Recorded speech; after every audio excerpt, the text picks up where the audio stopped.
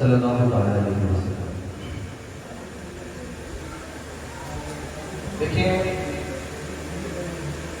آج کل جو جلسے ہیں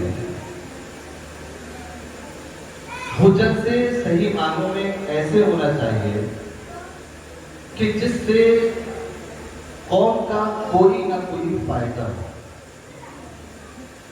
ورنہ آج کل جلسوں کی جو کنڈیشن ہے وہ بہت زیادہ خراب چل رہی ہے۔ جلسوں کا مقصد یہ ہونا چاہیے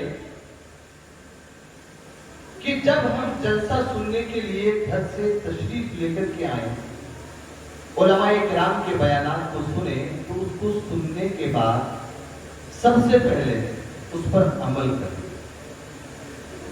اور جو باتیں یہاں پر بیان کی جا رہی ہے حتی الامکان اس کو کرنے کی اور عمل میں لانے کی کوشش کریں۔ جلسے میں شمار ہو آج سے کئی برس پہلے جلسہ ہوا تھا،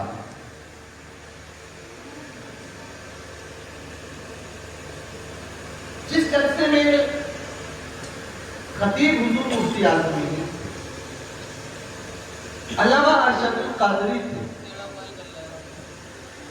اس کے علاوہ دیگر اکابر علماء کرام اس جلسے میں موجود رہے، اور وہ جلسہ ختم ہونے کے بعد عوام نے اس جلسے پر جو بیان کیا گیا ان باتوں پر عوام نے جو عمل کیا، اس عمل کا نتیجہ یہ ہوا کہ اس جلسے سے ہم کو سنیت کا سب سے بڑا ادارہ الجامعۃ الاشرفیہ مبارک پور ملا۔ جلسے بے شمار، ایک جلسہ اور ہوتا تھا جس میں مقرر خصوصی کی حیثیت سے شیخ عبد القادر جیلانی ہوا کرتے تھے، اور محفل میں حضور عبد القادر جیلانی کا خطاب سننے والے لوگ ان کو محفل سے زندہ نہیں بلکہ مردہ اٹھایا جاتا تھا۔ وہ محفل غوثیہ ہے، اور اس محفل کے مقرر خصوصی کا نام شیخ عبد القادر جیلانی۔ جلسوں کا مقصد اپنے ماحول میں چینجنگ کرنا ہونا چاہیے، ماحول کو بدلنا ہونا چاہیے۔ آئیے میں اپنی گفتگو کو آگے بڑھاتا ہوں۔ ما من احد یسلم علی یوم الجمعہ او لیلۃ الجمعہ، اللہ کے رسول صلی اللہ تعالی علیہ وسلم نے ارشاد فرمایا کہ جو انسان مجھ پر جمعہ کے دن یا شب جمعہ میں درود پاک پڑھتا ہے تو میں اس شخص کے درود پاک کو اکتبو فی صفحۃ بیضاء، میں اس انسان کے درود پاک کو سفید رجسٹر میں لکھ لیتا ہوں۔ اس میں سفید رجسٹر میں لکھ لیتا ہوں۔ بھائی رجسٹر میں وہ لکھتا ہے کہ جس کو بھولنے کی بیماری ہے۔ آپ کسی دکاندار کے پاس جائیں اور جا کر کے کہیں بھائی مجھ کو 1 کلو چینی ادھار چاہیے، 1 کلو تیل دے دے، آپ لے کر کے آئیں گے، وہ رجسٹر اٹھا کر کے آپ کا نام، تاریخ، پیسہ لکھ کر کے آپ کو بھیج دے گا کہ آپ جائیں۔ بھائی دکاندار صاحب نے کیوں لکھا؟ اس لیے کہ وہ کہیں بھول نہ جائے۔ لیکن ہمارے نبی نے رجسٹر میں کیوں لکھا؟ حالانکہ ہمارے نبی بھول سے پاک ہے، نبی کبھی بھول نہیں سکتے۔ بھول سے پاک کرنے کے بعد میں نبوت کے مرتبے پر فائز کیا جاتا ہے۔ نبی بھول سے پاک ہے، وہ کبھی بھول نہیں سکتے۔ تو بھائی پھر نبی نے ہمارے درود پاک کو سفید رجسٹر میں کیوں لکھا؟ بھولنے کی بیماری نبی کبھی بھول نہیں سکتے۔ جو بھولتا ہے وہ نبی نہیں ہو سکتا، اور نبی کے میں میموری پاور کی اگر بات کروں تو اللہ نے اپنے حبیب کو اتنا اسٹرانگ میموری پاور عطا فرمایا کہ میرے نبی ارشاد فرماتے ہیں انی عارف حجرا یسلم علی قبل ان ابعث، نبی ارشاد فرماتے ہیں کہ میں اس پتھر کو جانتا ہوں جو پتھر اعلان نبوت سے پہلے میرے اوپر درود پاک پڑھا کرتا ہے۔ دنیا کے اندر پتھر بے شمار ہے، لیکن نبی نے کہا میں اس پتھر کو جانتا ہوں جو پتھر اعلان نبوت سے پہلے میرے اوپر درود پاک پڑھتا تھا۔ اور یہ میں نہیں کہتا، آپ دیگر کتب کو اٹھا کر کے دیکھیں، علامہ دہلان سیرت النبویہ شریف کے اندر رقم 83 ہے، ان اللہ لم یعطِ جمیع الناس من بدء الدنیا الى انقضائها من جنب عقلہ فی جنب عقل رسول اللہ صلی اللہ تعالی علیہ وسلم الا كحبۃ رمل من بین رمال الدنیا۔ علامہ دہلان کہتے ہیں نبی کے میموری پاور کے بارے میں کہ آپ کبھی ریگستان میں گئے ہوں گے، ریگستان میں کتنے ذرات ہوتے ہیں؟ علامہ دہلان کہتے ہیں کہ انگلی ریگستان میں ڈبونے کے بعد انگلی پر جتنے ذرات لگ کر کے آئے ان ذرات میں سے ایک ذرہ نکال دیجئے، انگلی پر جو ایک ذرہ لگا ہوا ہے اللہ نے پوری دنیا کو ایک ذرے کے برابر عقل عطا فرمائی ہے، اور سراپا ریگستان پیارے مصطفیٰ صلی اللہ علیہ وسلم۔ یہ نبی کا میموری پاور، نبی کے میموری پاور کتنا اسٹرانگ ہے، کتنا پاورفل ہے، تو نبی بھول نہیں سکتے۔ تو بھائی پھر نبی نے ہمارے درود پاک کو رجسٹر میں لکھا کیوں؟ اب بات سمجھ میں آئی کہ نبی نے ہمارے درود پاک کو رجسٹر میں اس لیے لکھا کہ مرنے کے بعد جب ہم اپنی قبر میں جائیں گے تو جمعے کے دن یا شب جمعہ میں یا جمعے کی نماز پڑھنے کے بعد درود و سلام ہم پڑھتے ہیں۔ جمعے کی نماز پڑھنے کے بعد صلاۃ و سلام وہابی نہیں پڑھتا، دیوبندی نہیں پڑھتا، اہل حدیث نہیں پڑھتا، غیر مقلد نہیں پڑھتا، شیعہ نہیں پڑھتا، بلکہ جمعے کی نماز ادا کرنے کے بعد اگر درود و سلام کوئی پڑھتا ہے تو وہ ہم جماعت اہل سنت ہے جو جمعے کی نماز پڑھنے کے بعد درود و سلام پڑھتے ہیں۔ اور اللہ کے رسول ارشاد فرماتے ہیں کہ جس نے جمعے کے دن یا شب جمعہ میں درود پاک پڑھا میں اس کے درود پاک کو لکھ لیتا ہوں۔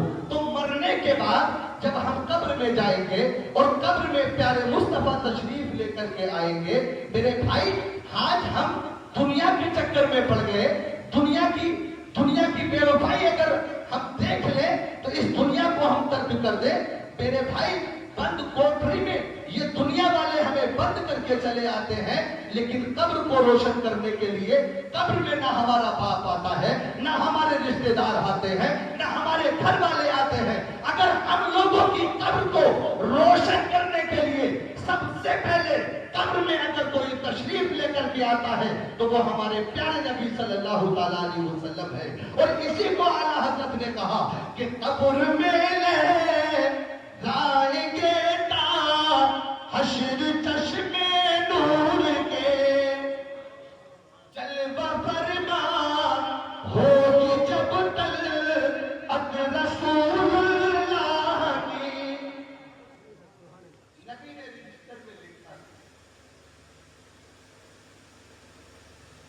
نبی قبر میں تشریف لے کر کے آئیں گے، نکیرین سوال کریں گے میرا ایمان بولتا ہے، من رب ہوگا تیرا رب کون ہے؟ ماں دینو کا تیرا دین کیا ہے؟ مصطفیٰ کریم قبر کے اندر جلوہ افروز ہے۔ نکیرین اشارہ کریں گے کہ تو ان کے بارے میں کیا کہتا تھا؟ میرا ایمان بولتا ہے کہ ہمارے بولنے سے پہلے نبی خود بولیں گے اے نکیرین اسے ہاتھ مت لگاؤ، یہ وہ ہے کہ جس کا نام میرے رجسٹر میں لکھا ہوا ہے، یہ دنیا میں رہ کر کے کثرت کے ساتھ میرے اوپر درود بھیجا بھیجا کرتا تھا.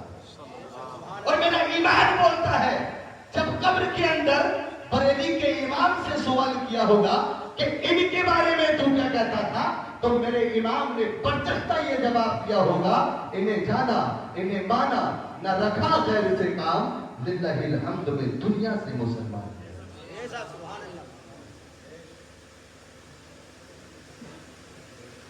یہ واقعات، یہ حادثات جو آج ہم لوگوں کو دیکھنے کے لیے مل رہے ہیں. فرض کریں ایکسیڈنٹ میں کسی کی موت ہو جانا، کوئی ڈوب کر کے مر گیا، کوئی جل کر کے مر گیا، کوئی ہارٹ کی بیماری میں مر گیا، کوئی شوگر کی بیماری میں مر گیا، کسی کو برین ہیمریج ہو گیا، کوئی بچوں کے غم میں مر گیا. یہ دنیا کے حادثات و واقعات اس بات پر شاہد و گواہ ہیں کہ کوئی بھی انسان دنیا میں ہمیشہ رہنے کے لیے نہیں آیا. کوئی بھی انسان دنیا میں ہمیشہ رہنے کے لیے نہیں آیا. اللہ نے جب انسان کو پیدا کرنے کا ارادہ فرمایا تو حضرت میکائیل کو زمین پر بھیجا کہ جاؤ زمین سے مٹی لے کر کے آؤ. حضرت میکائیل زمین پر مٹی لینے کے لیے آئے. جب حضرت میکائیل نے مٹی کو اٹھانا چاہا تو مٹی میکائیل علیہ السلام کی بارگاہ میں عرض کرتی ہے، میکائیل آپ مجھے لے کر کے نہ جائیں، اس لیے کہ میں جانتی ہوں مجھ سے انسان بنے گا، خدا کی نافرمانی انسان کرے گا، بدلے میں جہنم میں ڈالے جاؤ گے. حضرت اسرافیل علیہ السلام آئے،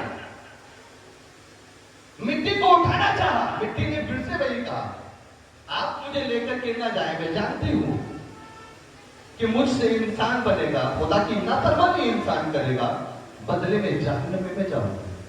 آخر میں اللہ نے حضرت اسرائیل علیہ السلام کو بھیجا کہ جاؤ روئے زمین سے مٹی لے کر کے. حضرت اسرائیل علیہ السلام مٹی لینے کے لیے آئے. زمین پھر سے رونے لگی. اسرائیل علیہ السلام آپ مجھے کہاں لے کر کے جا رہے ہیں؟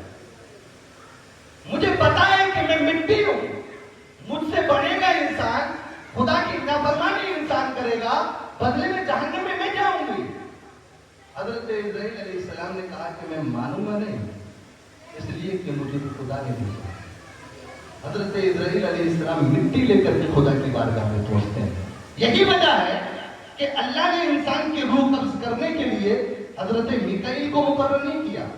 انسان کی روح قبض کرنے کے لیے اللہ نے حضرت اسرافیل کو مقرر نہیں کیا، بلکہ اللہ نے انسان کی روح قبض کرنے کے لیے حضرت اسرائیل علیہ السلام کو مقرر کیا ہے، اس لیے کہ وہی روئے زمین سے مٹی لے کر کے گئے تھے جس سے انسان کو بنایا. اب بھائی انسان بن گیا. اب ہر علاقے کی مٹی الگ ہوتی ہے. میں اپنی بات کو بہت جلدی ختم کروں گا. ہر علاقے کی مٹی الگ ہوتی ہے. اس جگہ کی مٹی کالی ہوتی ہے. جس انسان کی تخلیق میں کالی مٹی کا استعمال ہوا ظاہر ہے وہ کالا ہوتا ہے. بعض جگہ کی مٹی گوری ہوتی ہے. جس انسان کی تخلیق میں گوری مٹی کا استعمال ہوا وہ گورا ہوتا ہے. بعض جگہ کی مٹی سخت ہوتی ہے. تو جس انسان کی تخلیق میں سخت مٹی کا استعمال ہوا اس کی عقل میں سختی اور گرمی ہوتی ہے. بعض جگہ زمین نرم ہوتی ہے. جس انسان کی تخلیق میں نرم مٹی کا استعمال ہوا اس کے مزاج میں گرمی ہوتی ہے. لیکن انہی زمینوں میں کچھ زمینیں وہ ہیں جو ہمیں سال میں گیہوں، باجرا، آٹا، گیہوں، باجرا، مونگ پھلی، ارہر، مسور، طرح طرح کی غذائیں اگا کر کے دیتی ہے. اور انہی زمینوں میں بعض زمینیں وہ ہیں جو بنجر کہلاتی ہیں، نہ خود وہ سبزہ اگاتی ہیں اور نہ پڑوس کی زمین کو سبزہ اگانے دیتی ہیں. اسی روئے زمین پر بعض زمینیں وہ ہیں کہ جو جہاں پر ہمیں کاجو، پستہ، بادام، اخروٹ، کشمش ایسی غذائیں ملتی ہیں، اس طرح کے ڈرائی فروٹس ملتے ہیں. میرے بھائی روئے زمین پر مٹی طرح طرح کی ہوتی ہے. ہر جگہ مٹی الگ الگ قسم کی ہوتی ہے. میں آپ کو بتاؤں وہ زمین جو زمین سال میں گیہوں، باجرا اور گنا اگا کر کے ہمیں دیتی ہے، اس مٹی کی مثال اس انسان کی طرح ہے جو خود اچھے کام کرتا ہے اور لوگوں کو اچھے کام کی طرف بلاتا ہے. اور بعض زمینیں اسی روئے زمین پر بنجر ہے. بنجر زمین ہے وہ بنجر زمین جو نہ خود سبزہ اگاتی ہے نہ پڑوس کی زمین کو. نعرہ تکبیر، نعرہ رسالت، یا رسول اللہ کے اعلیٰ حضرت